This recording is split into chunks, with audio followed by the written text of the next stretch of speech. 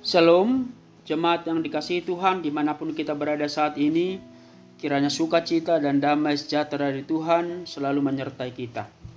Sebelum kita mulai aktivitas kita satu hari ini, mari terlebih dahulu mendengarkan firman Tuhan yang menjadi bekal dan kekuatan hidup kita. Sebelumnya, kita berdoa di dalam hati kita masing-masing.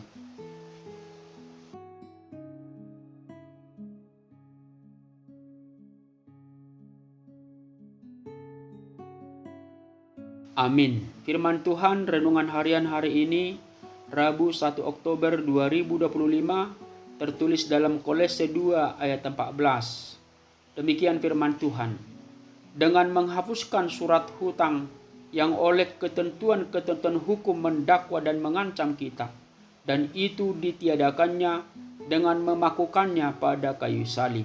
Disesado surat tangani nadopak kita, ima akapatik na maralohon hita di padau doi di lohoton tusilangi. Yesus menebus dan menghapus dosa-dosa kita.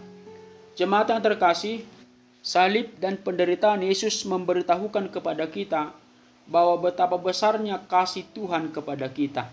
Ia dihina, disiksa, disalibkan, padahal sebenarnya Yesus tidak layak mendapatkan perlakuan seperti itu. Sedangkan orang yang berbuat jahat sekalipun tidak layak diperlakukan seperti itu. Yesus tidak berbuat salah. Dia bukan seorang pemberontak atau pelaku kejahatan, tetapi dia berlaku benar, seperti yang dikatakan Pilatus itu. Aku tidak menemukan kesalahan apapun padanya.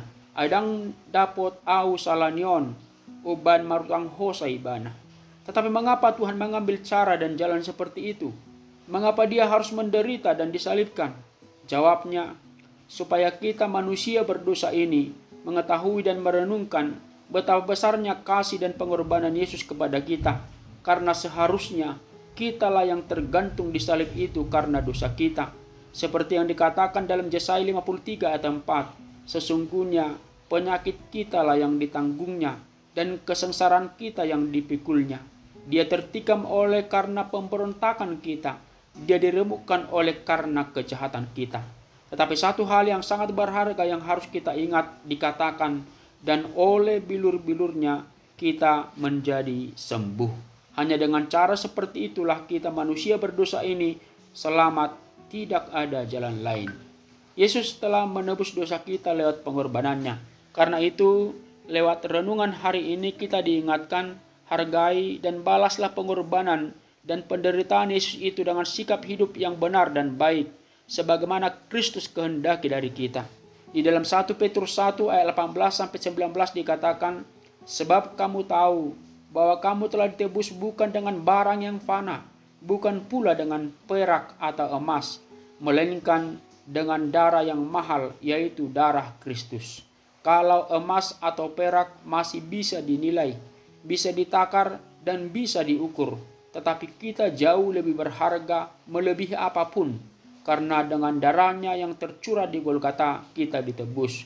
Di dalam Yesaya 43 ayat 4 dikatakan, oleh karena engkau berharga di mataku dan mulia, dan aku ini mengasihi engkau.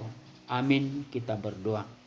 Terima kasih Tuhan buat firman-Mu yang telah kami dengar, mengingatkan kami betapa berharganya kami ditebus lewat pengorbanan Tuhan Yesus di kayu salib. Tuhan menghendaki supaya kami hidup benar seturut dengan kehendak Tuhan, jauh dari perilaku-perilaku dosa, dan kami betul-betul menghargai pengorbanan Yesus yang menebus kami sehingga kami beroleh keselamatan dan hidup yang kekal. Kiranya Tuhan yang memampukan kami untuk melakukan apa yang Tuhan firmankan kepada kami. Berkati seluruh jemaat-Mu pada satu hari ini. Kiranya sukacita, damai sejahtera dari Tuhan selalu menyertai seluruh jemaat-Mu.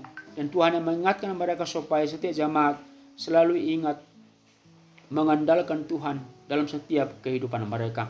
Secara khusus kami berdoa buat jemaat yang sakit, jemaat yang menghadapi pergumulan. Tuhan yang memulihkan, Tuhan yang memenangkan mereka. Terpujilah Engkau Tuhan, terimalah doa kami, ampuni dosa kami. Di dalam Yesus Kristus kami telah berdoa dan mengucap syukur. Anugerah Tuhan kita Yesus Kristus, kasih setialah Bapa, dan persekutuan Roh Kudus kiranya memberkatimu sekarang dan sampai selama-lamanya. Amin.